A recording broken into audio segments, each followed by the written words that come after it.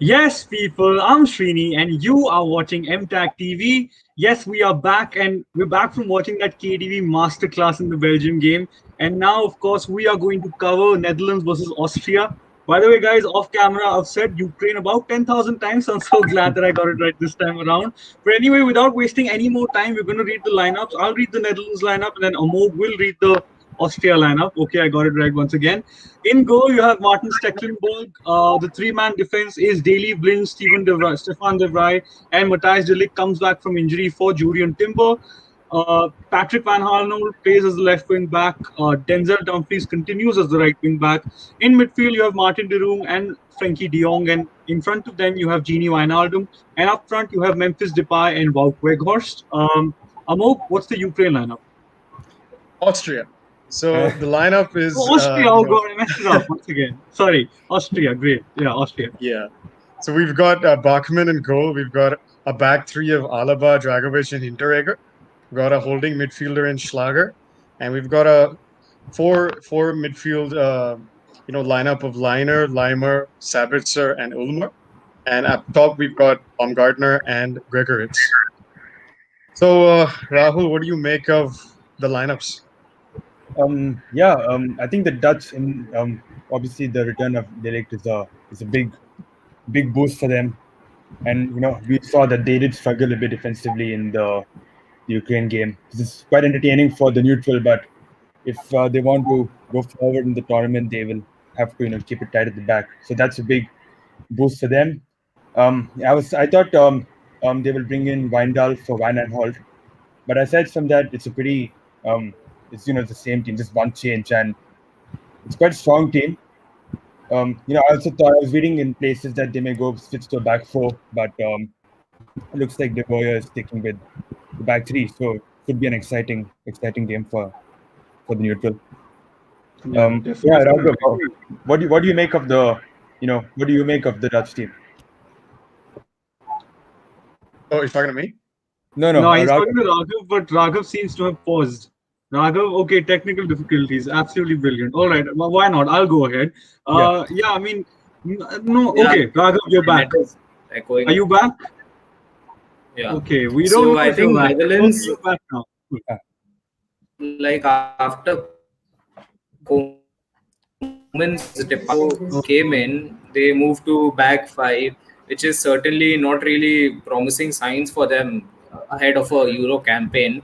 And but I feel they've gone for a back five because Virgil van Dijk is out for the tournament, and even Matthias de Ligt was injured for the first game. I think him coming back in this game is a big boost. Like we saw how they struggled against Ukraine. They conceded two. They almost bottled their lead. So I feel, but with de Ligt coming in, I think he should have gone back to 4-3-3. But he's just too adamant on that five at the back formation. So let's see how it goes. Yeah, I mean that's a fair point. I mean, I don't particularly mind the three at the back. My only thing is that Daley Blind looks very exposed on that side. It's also because, of course, after the whole Christian Eriksen incident, he did say that mentally he wasn't feeling the best, which is fair enough, obviously. But I just feel that their defense still has a lot to improve on. But going forward, they're excellent. Denzel Dumfries is so exciting. Patrick Van Harnold, again, I'd rather Owen Wijndal because he looked so much better when he came on. But all in all, this is such an exciting team. My only concern with Netherlands in general is that they're very, very reliant on Memphis Depay and Frenkie de Jong for any ball progression. That's really it. But apart from that, it's an exciting team, and they probably produced the best game of the tournament when they played Ukraine. And yes, I can say Ukraine right now. But anyway, let's move on from that. Amogh, I'll go to you. Let's look at Austria for a second. What do you make of that lineup? It's a lineup that's very similar to the one they played against North Macedonia. They played a back three and similarly doing the same this time around. Like in previous formations, they've usually played with a 3-1-4-2, but they're also flexible playing with like a 4-2-3-1. This is a Bundesliga team basically, and with Arnautovic, out of the squad for this one-match ban. A lot of the pressure, I think, goes to Baumgartner and Sabitzer.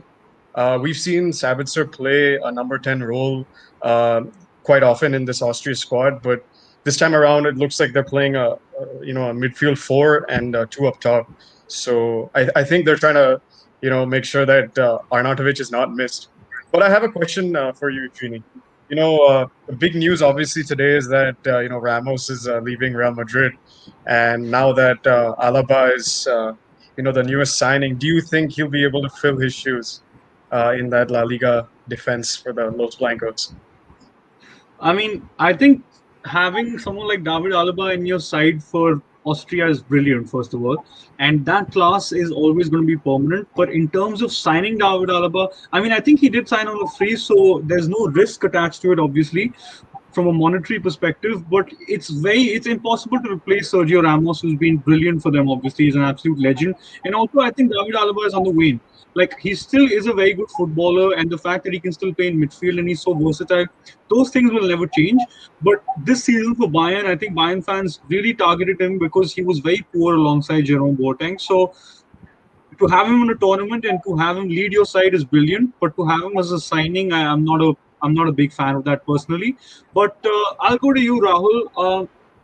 What do you like about this Dutch side in terms of their style of play? Because Frank de Boer has got a lot of criticism. A plane flew, but a plane flew over the sky when the Netherlands fans were very unhappy about the fact that they play like a five-man defense. So it's not been easy in that camp. But that first game was pretty exciting. So what do you make of all of that? Yeah, I mean, going into it, you look at a back five and you think, oh, this is going to be like Netherlands in 2014, Yeah, because we all know that Van Gaal played a back five, and especially in the knockouts, they were pretty not an easy watch. Both games yeah, have gone extra time. I think penalties as well. So, but the way they played against Ukraine, going forward, leaving gaps in defense, probably difficult for a Dutch fan to watch. But it does show that they can play with the handbrake off, and obviously we all know the talent they have in midfield. Frenkie de Jong, we know, De Roon is playing for Atlanta, who plays one of the best football in the continent. yeah. And Dumfries is great going forward. Van Aanholt is also much better going forward. And yeah, it's a team with so much talent, and they do have options of the bench as well. Um, Again, just a case of fixing defensively. So we'll have to see how they go about it today. Yeah, 100%. Raghav, I'll go to you. You mentioned that they should play a back four, right? But defensively, do you think they have things to be concerned about? Because Austria were really good in their first game, albeit against North Macedonia, but they were very impressive. So are you scared about Netherlands from a defensive point of view? I mean, definitely they should be concerned about the defense because Virgil van Dijk is not there, and Delete is obviously coming back from an injury. But I feel that they should still, play the formation where they were thriving under Koeman, like the 4-3-3, the back four. And I mean, if you're getting results with a certain formation, then you shouldn't really make changes to it.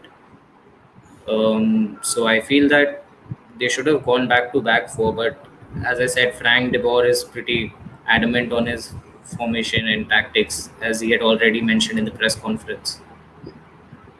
Yeah, definitely. I mean, I totally agree. And Arnav, who is someone who's a very regular on the show, obviously, he really knows his football. He has a very interesting question, and I'll go to you, Amogh, for this one. He says thoughts on the contrast in Genie's role for the Dutch as compared to that under Klopp. What do you think about that, Amogh? Yeah, I mean, under Klopp, we usually see a Wijnaldum in like the holding midfield role, right? He's playing either in this number 6 role or the number 8 role, right? For Netherlands, we've seen him play up top a little, right? We've seen him play in the number 10 role. We've seen him, playing in probably the final third more often. And I don't know, but it seems like that's a position that he should play like maybe at PSG. I'm just saying it.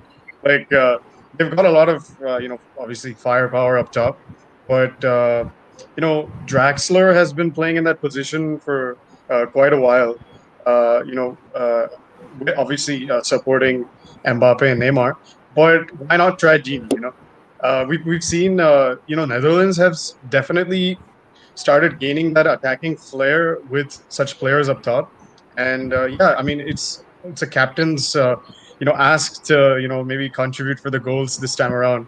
So I'm excited to see the former Liverpool man make something out of it, at least in this Euro, to prove his worth. Definitely, man. I think in the first game he was very impressive. Like, I still think I want to see Genie do more in build-up. I think that's where I'm not the most happy with him when it comes to him at Netherlands. But he just looks so much more happy, just because it's so much more of a fun role. Like, Genie is someone who runs so much. He was probably the most underrated player in that Liverpool side. And to see him play that role of a goal scorer is brilliant. And it's actually a pity that Ronald Koeman went to Barcelona, because his and Depay's link up was on another level. And he just is a certified goal scorer. And I think he really relishes that responsibility of being the skipper as well. So, yeah, I think his movement, his positioning, his technique for some of those finishes that were saved by the brilliant Ukrainian goalkeeper. I mean, he could have had two or three on the night. So, yeah, man, I think Genie is really relishing in this role. And that's only because the guy's spatial intelligence is just off the scale. So, yeah, I think Genie Wijnaldum was a big hit. And for PSG, he's going to be brilliant, man. In front of Verratti and Paredes, that sounds like cash money right there. But I'll go to Rahul. Now, we've touched quite a lot on the Netherlands. Rahul, I'm sure you watched the first game between Austria and North Macedonia. What do you think about their style of play? Because they look very convincing. Yeah, they did look quite convincing. I mean, with the caveat that North Macedonia not the best of sides, but I think Stefan Leiner he scored a lovely goal to start the game, and one thing that struck me is that I'm surprised that they don't seem to have a really dominant keeper. Daniel Bachmann, he started games for Watford in the Championship, but as far as I remember, he was just a backup at Watford, and previously with Stoke he was at.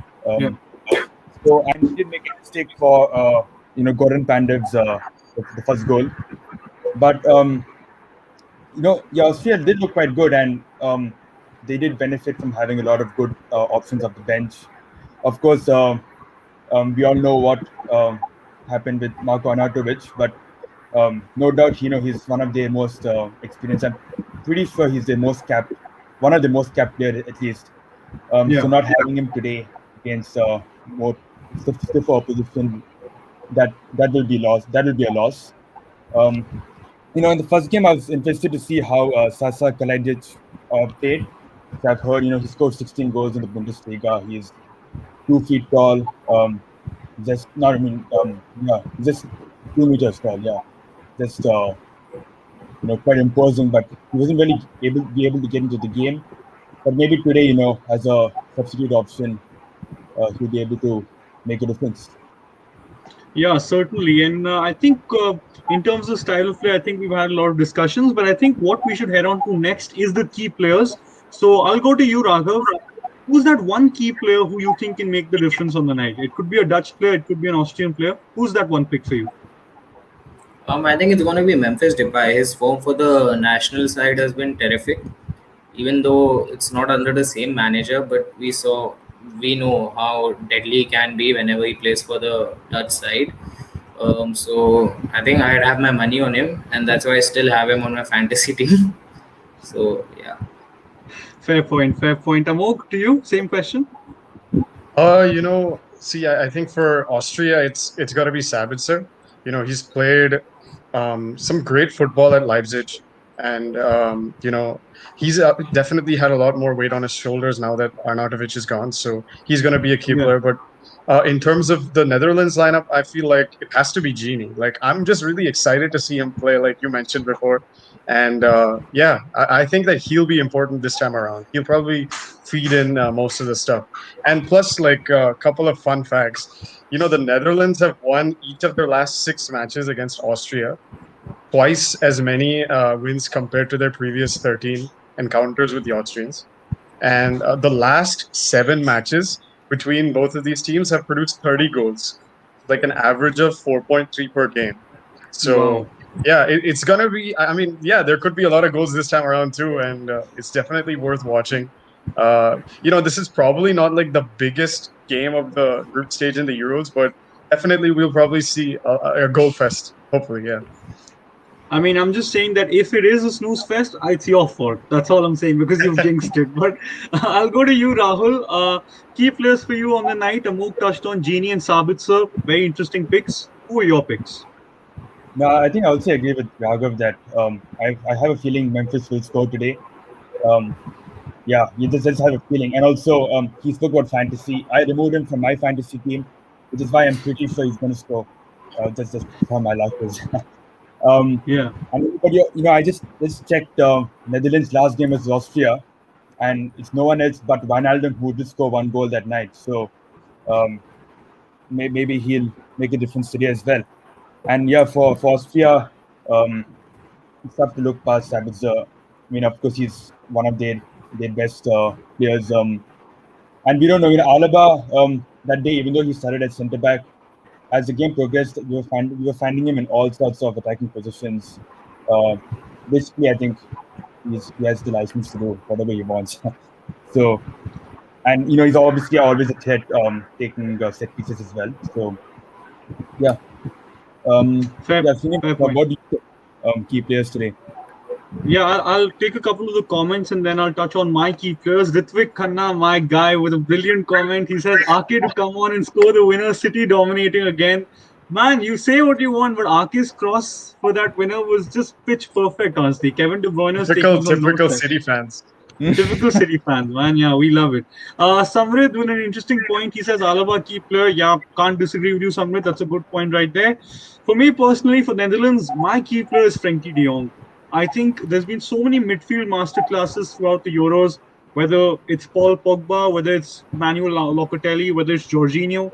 But I'm just very surprised by how no one touched on de Jong's performance in the first game. I think he was excellent. He ran the show.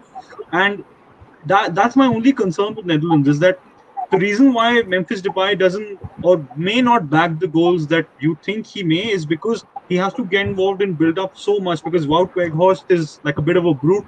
So there's not many players that can actually get involved in build up, and that's where Frenkie just dominates the game. And I think he was sensational in the first game. So Frenkie de Jong to run the show, and if he does that, I mean, I don't think Austria have a chance at all because it's just so impossible to deal with him. The guy can do anything. The guy can tackle. The guy can pass. He's just brilliant, man. He's one of the best in the world. And for Austria, I'd say Alaba in midfield is my key player. Alaba playing as a centre back is not my key player. Then my key player is Sabitzer, as Amogh said. But I think in midfield, the way he progresses the ball, just how he's so complete, I think he needs to play there. I think they really miss a player there when their skipper's not in midfield. So David Alaba for me. All right, boys. Now I have an interesting question for you guys. We've discussed our key player, but I want to ask you guys that one player who can change the game off the bench, right? So Raghav, will go to you. Who's that one pick?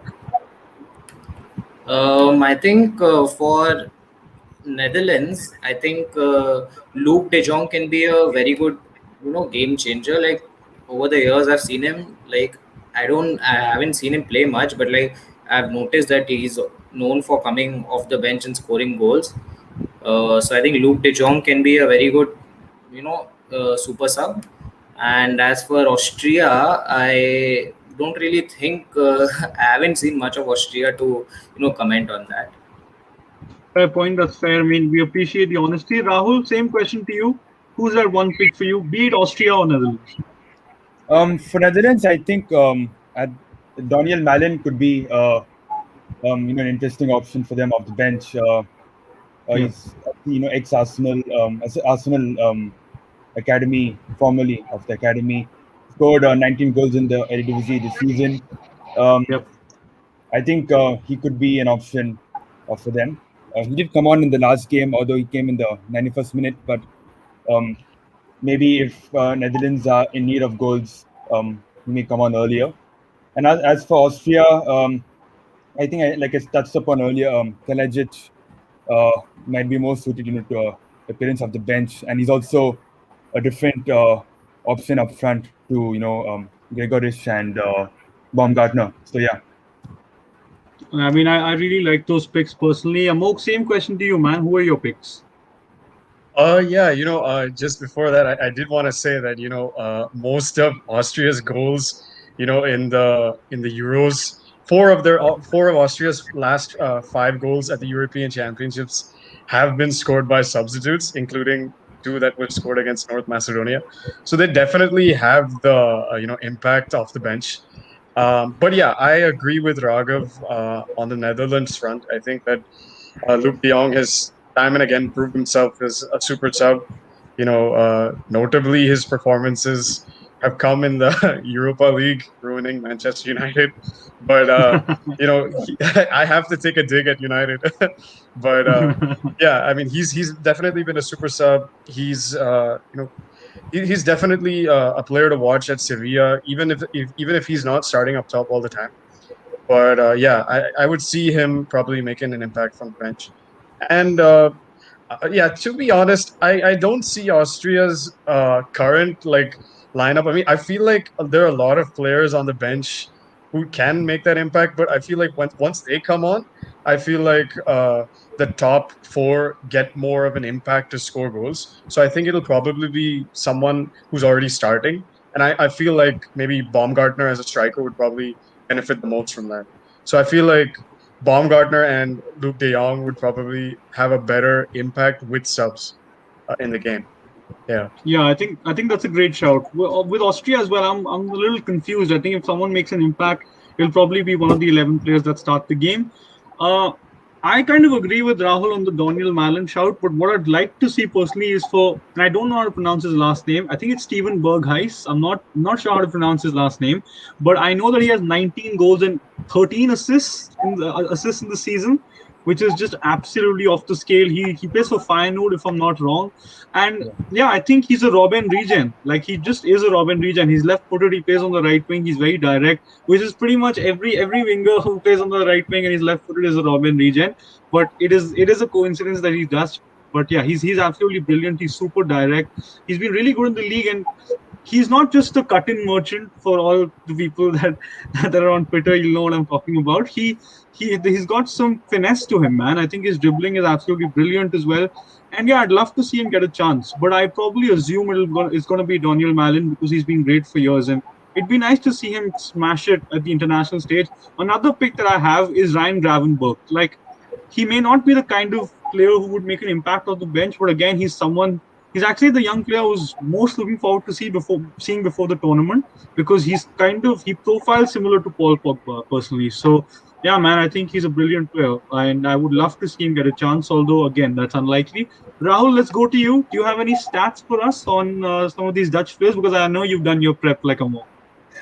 No, I mean, you mentioned Steven Berghuis, and I remember he was actually in the Premier League in 2015, 2016. He was at Watford. Watford used to Yep. make all sorts of niche signings, and he was one of them. He didn't really cut it. Played 9 games in the Premier League.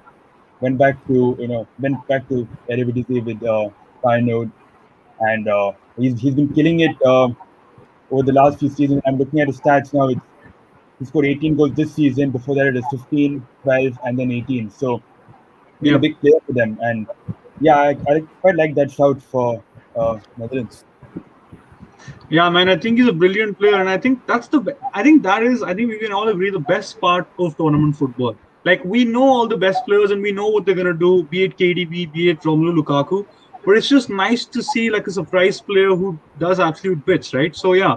But Arnav has a lot of interesting comments. The first comment is the winner tonight will most likely go to the top of the group, which makes it interesting. 100%, man. And especially with Netherlands being a surprise pick, like, it's nice to see them play so convincingly.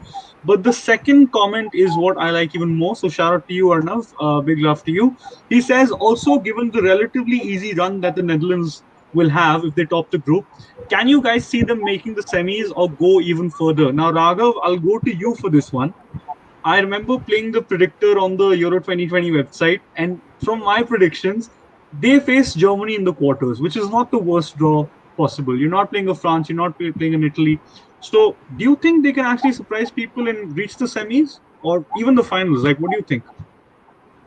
I think they can make it to quarters, but semis might just be a bit too far-fetched, because I've been saying this from the very beginning, that without Virgil van Dijk, their defense just looks a bit. It looks really weak, and I don't think they can beat Germany even if they face Germany in the quarters, according to the predictor.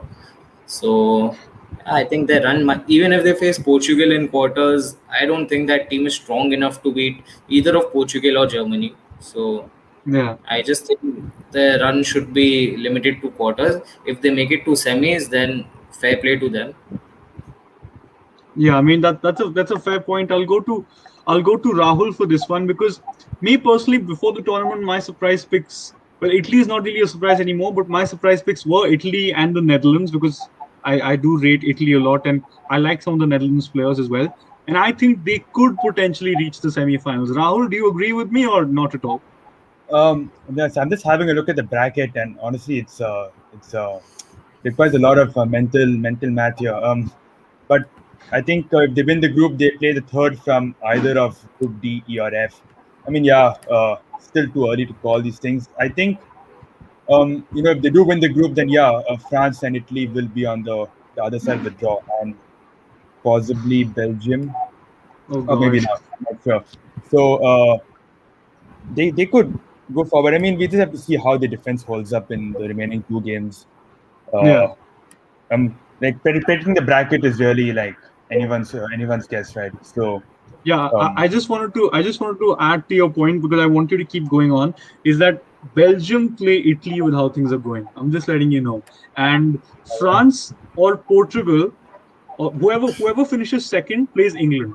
I can tell you that. So Netherlands may get a relatively easy opponent, and they may face the team that finishes third in Group F, which is probably going to be either hmm, Germany or Portugal. So yeah. seeing that, what do you think? If they face Portugal, do they have any chance, or do you think it's only Germany that they should pray to get? Um, I mean, I think like no. So you mentioned that most of the strong teams will end up on the one side of the bracket, which kind of Right. reminds me of the 2018 World Cup. Which quite most of the strong teams were on the France's side, which allowed Croatia to make the run to the final. Yeah. There's no reason why the Dutch can't do the same. Maybe not the final, but I think quarters minimum, and then from there, yeah, it's tough to predict. Yeah. Fair point. Fair point. Amok, do you want to add anything to that, or do you agree with the boys as well? I completely agree. I mean, what he said is apt. Yeah, not Yeah. I much mean, from my end. yeah. There's We not. There's covered it not all. much. There's not much to add there. I just feel that if they face Germany, it could be anyone's game. After that, that's when you face the elite teams, and that's when it's a bit of a problem. But yeah, I would love to see this team sort of go through because otherwise there's no surprises. What's the point of tournament football? I think that is the essence of it. Samrit with a couple of comments. Samrit says Van Dijk, Van de Beek. With a crying emoji. So yeah, he's just I guess he's a bit of a Dutch fan, I guess. Samrit Sinha says, "Yo, post group stage is gonna be too late." Yeah, it is gonna be crazy, man. It's gonna be amazing. I mean, Euros are actually heating up now, man. At the start they were stale. I'm not gonna lie, Yeah. boys. Before we do our predictions, quickly, right? And I just thought of this. I'll go to Raghav for this one. Who is your favorite Dutch player of all time? And you have to watch the player. Like you can't say Johan Cruyff and stuff because you've never watched him. So who is your favorite Dutch player of all time? I think it's gonna be Arjen Robin. I mean, you just that guy had a different legacy. I Yeah. mean, growing up watching him, I feel that's the only correct option. I really like Van Persie, and from the current team, I like De Jong and Van Dijk, and even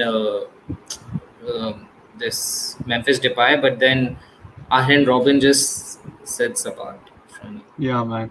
Different level. Amok, to you, who's your favorite Dutch player of all time? I Tough would have said question. Cruyff, but I haven't seen him too much. But to be Come really on, honest, man. I love Wesley Sneijder. He's been, I mean, at club level, he's been fantastic. Okay, he's had great spells everywhere he's gone.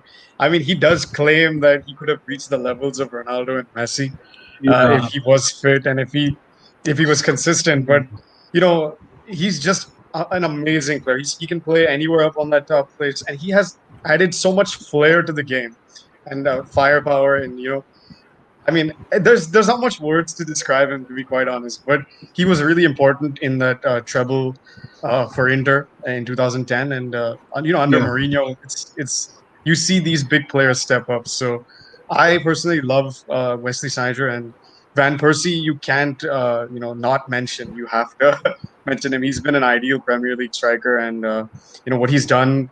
That goal against Spain was just next level. I mean, that cannot be talked about. I mean, you can't have a conversation without that goal. And I mean, Snyder and Van Persie for me. What about you, Rahul? I have to say, yeah, you took the words from me. It's Van Persie for me, as obviously as a United fan, got us that title, 2012, 2013, and of course, that Spain goal is one of the iconic moments of. Even though it's just 2 World Cups ago, yeah, still one of those iconic moments. What was the opening game, right? The way Yeah. they beat Spain, and then this great. So if I was older, I would have said Van der Sar, but yeah, he was just before I started really following football. Fair point. Fair point. I mean, I'll say this: Robin van Persie gave me one of the worst moments of my life with that goal against Spain. Because if anyone doesn't know, I'm a massive Spain fan. I've been supporting them for like 13 years. So like a lot of my friends had come over, and there was this big thing of we're going to watch the game. And then Van Persie destroyed me and he killed me. So thanks a lot for that, mate. But I thought you had my an Italian jersey.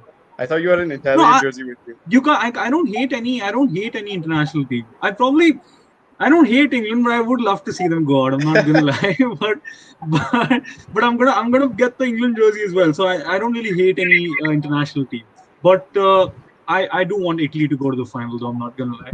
But yeah, it's tough. It's either Robin or Van Persie. Just on Van Persie, like I constantly say this, like in terms of just technique, we're not talking legacy, we're not talking careers, just technique.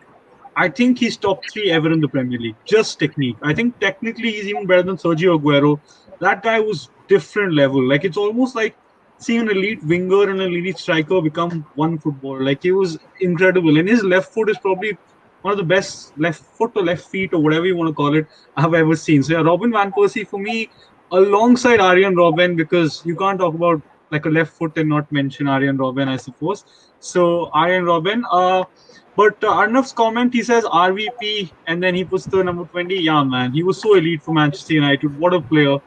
Just can't, even though we're rivals and all, you can't not respect someone like Robin van Persie. Raghav, I'll go to you because Rahul, I'll go to you because in our private chat you have said Nigel de Jong trying to kill Alonso in 2010. Quickly, what are your memories from that? And then we'll do quick predictions. I mean, I remember the final was a bit of a smooth test. I mean, not really, because Netherlands were. I vaguely remember, quite cynical with the tackles, and nothing summarizes more than De Jong. That kung fu kick on Alonso. Back in the day when they were that World Cup, they were quite quite rugged compared to Spain's tiki-taka style. Yeah, man, that was nasty. I was so annoyed when I saw that. If VAR existed, it'd probably give it a yellow card because that's VAR, isn't it? But I would say that. I would just say that, like, I just remembered something about that. Like, we've seen, like, in finals, typically, there's always, like, this bashing of some player. Like, even when it was Argentina-Germany, the way Neuer just rushed out and flattered with Higuain, that was massive. I'm surprised no one got booked after that. But, yeah, I mean, we've seen some really physical finals. Even in 2010 final, remember that Carlos Puyol's tackle on Robin when Robin was just one-on-one and Puyol just ran to him. That was just probably the defining moment in Spain's World Cup history. Oh, yeah, definitely. I mean, yeah, great shouts, guys. But a couple of more comments and then we'll do quick predictions. Ronaldo 123 saying 123 Rock saying Wesley Sneijder. Yeah, man, you gotta go for Wesley Sneijder. What a class player. I mean, just incredible, isn't it? And he did kind of deserve the Ballon d'Or. So yeah, fair play to him. Arnav Chawla saying Sneijder getting linked to United would officially kick off the transfer window at one point of time. #throwback. That's big facts. Actually, there's a lot of players that used to constantly get linked with United. I remember, was it Nicolas Gaitan who used to constantly get linked? There was There was who's that Argentine? Garay.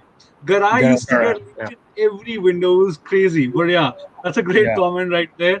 Ronaldo 123 Rock saying अच्छा ही नहीं आया United वो उसका career खत्म हो जाता. Depends अगर वो 2012 में आता नहीं खत्म होता. But anyway, let's not get into those little details. But like that time period, many world-class players became a flop at United, be it Radamel Falcao or Angel Di Maria.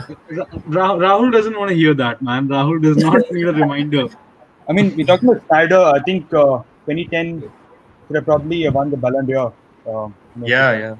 Won the treble with Inter and then went to the finals with Netherlands. Yeah. Yeah, He had a man. great, Actually, great 2014. season with Galatasaray as well.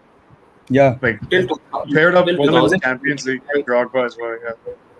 Yeah. Raghav, till you want to add that? 2013, yeah, till 2013, the Ballon d'Or didn't focus enough on just team trophies, because you see, after it went to the French Football Association, it just became the best player of the Champions League team. That's why it was just Ronaldo winning when Madrid won and Messi winning when Barca won, or made it close to it. So Yeah, I mean, the individual awards in general are a bit of a farce. Like, even as a City fan, I don't understand how Harry Kane doesn't win the Player of the Year. Like, it doesn't make any sense. Exactly. You can't get the most assists and score the most goals and not win it. Like, and especially in that joke over team that messed up getting Paulo Francesca as well. But anyway, boys, I think even if you had to give it to a City player, you would give it to Ruben Dias or maybe Ilkay Gundogan, because I'm probably one of the biggest KDB fans. But like, as much as I'm Come on. happy that he's Come got on. another PFA Player No of the chance. Year in his cabinet.